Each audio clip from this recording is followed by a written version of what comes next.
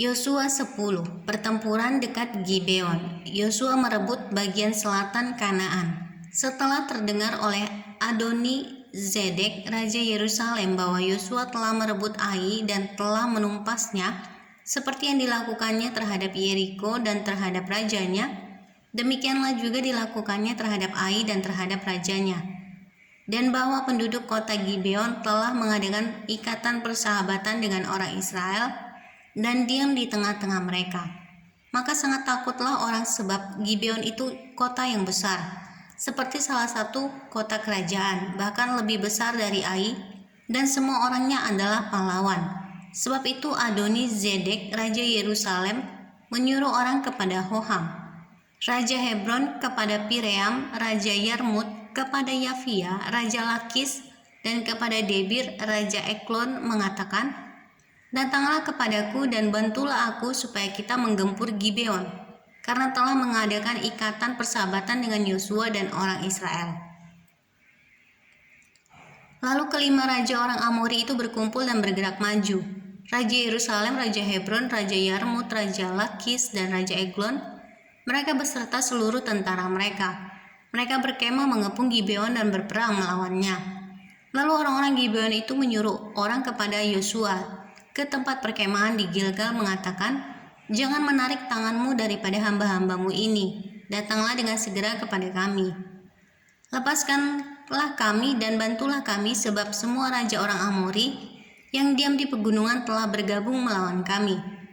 Lalu Yosua bergerak maju dari Gilgal, dia dan seluruh tentara yang bersama-sama dengan dia, semuanya pahlawan yang gagah perkasa. Berfirmanlah Tuhan kepada Yosua, "Janganlah takut kepada mereka, sebab aku menyerahkan mereka kepadamu. Tidak seorang pun dari mereka yang akan dapat bertahan menghadapi engkau." Lalu Yosua menyerang mereka dengan tiba-tiba, setelah semalam-malaman bergerak maju dari Gilgal. Dan Tuhan mengacaukan mereka di depan orang Israel, sehingga Yosua menimbulkan kekalahan yang besar di antara mereka dekat Gibeon, mengejar mereka ke arah pendakian Bet-horon dan memukul mereka mundur sampai dekat Azeka dan Makeda. Sedang mereka melarikan diri di depan orang Israel dan baru di lereng Bet-horon, maka Tuhan melempari mereka dengan batu-batu besar dari langit sampai ke Azeka, sehingga mereka mati. Yang mati kena hujan batu itu ada lebih banyak dari yang dibunuh oleh orang Israel dengan pedang. Lalu Yosua berbicara kepada Tuhan pada hari Tuhan menyerahkan orang Amori itu kepada orang Israel. Ia berkata di hadapan orang Israel, "Matahari, berhentilah di atas Gibeon, dan engkau bulan di atas lembah Ayalon." Maka berhentilah matahari dan bulan pun tidak bergerak, sampai bangsa itu membalaskan dendamnya kepada musuhnya. Bukankah hal itu telah tertulis dalam kitab orang jujur? Matahari tidak bergerak di tengah langit dan lambat-lambat terbenam kira-kira sehari penuh. Belum pernah ada hari seperti itu, baik dahulu maupun kemudian, bahwa Tuhan mendengarkan permohonan seorang manusia secara demikian, sebab yang berperang untuk orang Israel ialah Tuhan. Kemudian Yosua dan seluruh orang Israel yang menyertainya pulang kembali ke tempat perkemahan di Gilgal. Kelima raja itu melarikan diri dan bersembunyi di dalam gua di Makeda.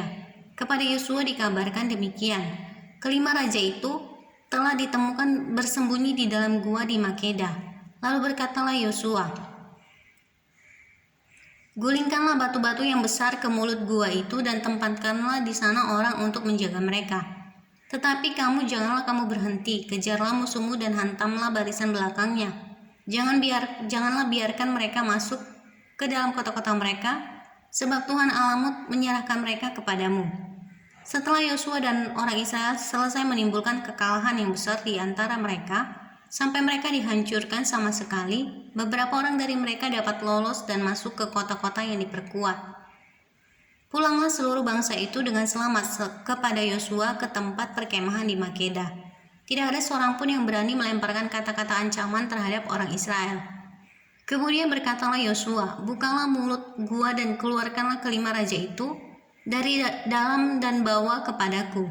Dilakukan oranglah demikian. Kelima raja itu dikeluarkan dari gua itu dan dibawa kepadanya. Raja Yerusalem, Raja Hebron, Raja Yarmut, Raja Lakis, dan Raja Eglon. Setelah raja-raja itu dikeluarkan dan dibawa kepada Yosua, Maka Yosua pun memanggil semua orang Israel berkumpul dan berkata kepada para panglima tentara yang ikut berperang bersama-sama dengan dia, "Marilah dekat, taruhlah kakimu ke atas tengkuk raja-raja ini." Maka datanglah mereka dekat dan menaruh kakinya ke atas tengkuk raja-raja itu. Lalu berkatalah Yosua kepada mereka, "Janganlah takut dan janganlah tawar hati.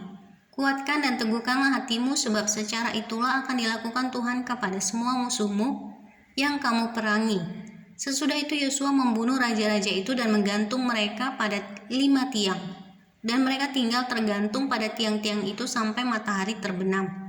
Tetapi menjelang matahari terbenam, atas perintah Yosua mayat mereka diturunkan dari tiang-tiang itu dan dilemparkan ke dalam gua tempat mereka bersembunyi. Lalu mulut gua itu ditutupi orang dengan batu-batu besar yang masih ada sampai sekarang. Pada hari itu Yosua merebut Makeda dan kota itu dipukulnya dengan mata pedang. Juga rajanya, kota itu dan semua makhluk yang ada di dalamnya ditumpasnya. Tidak ada seorang pun yang dibiarkannya lolos, dan Raja Makeda diperlakukannya seperti telah diperlakukannya Raja Yeriko. Kemudian Yosua dengan seluruh Israel berjalan terus dari Makeda ke Libna, lalu memerangi Libna, dan Tuhan menyerahkan kota itu juga kepada orang Israel. Beserta rajanya, Yosua memukul kota itu dan semua makhluk yang ada di dalamnya dengan mata pedang. Tidak ada seorang pun di dalamnya yang dibiarkannya lolos, dan rajanya itu diperlakukannya seperti telah diperlakukannya Raja Yeriko.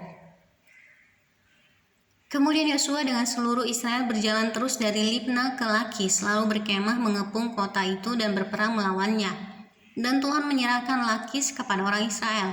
Yosua merebut kota itu pada hari yang kedua. Kota itu dan semua makhluk yang ada di dalamnya dipukulnya dengan mata pedang, tepat seperti yang dilakukannya terhadap Libna. Lalu Horam Raja Gezer maju untuk membantu Lakis, tetapi Yosua menewaskan dia dan rakyatnya, sehingga tidak ada seorang pun padanya yang dibiarkannya lolos. Kemudian Yosua dengan seluruh Israel berjalan terus dari Lakis ke Eglon, lalu mereka berkemah mengepung kota itu dan berperang melawannya. Kota itu direbut mereka pada hari itu juga dan dipukul dengan mata pedang. Semua makhluk yang ada di dalamnya ditumpasnya pada hari itu, tepat seperti yang dilakukannya terhadap Lakis. Kemudian Yosua dengan seluruh Israel bergerak maju dari Eglon ke Hebron, lalu berperang melawannya. Negeri itu direbut mereka dan dipukul dengan mata pedang. Juga rajanya dan segala kotanya dan semua makhluk yang ada di dalamnya. Tidak seorang pun yang dibiarkannya lolos, tepat seperti yang dilakukannya terhadap Eglon. Kota itu dan semua makhluk yang ada di dalamnya ditumpasnya. Kemudian Yosua dengan seluruh Israel kembali ke Debir lalu berperang melawannya. Negeri itu beserta rajanya dan segala kotanya direbutnya dan dipukul dengan mata pedang.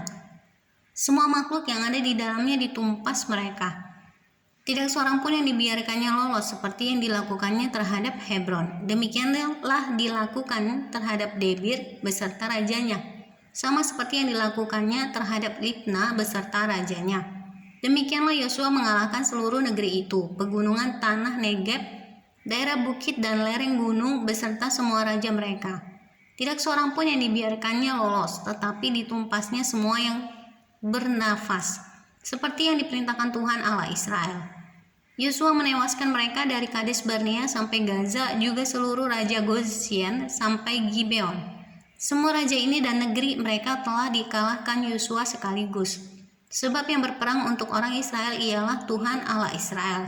Kemudian Yosua dengan seluruh Israel pulang kembali ke tempat perkemahan di Gilgal.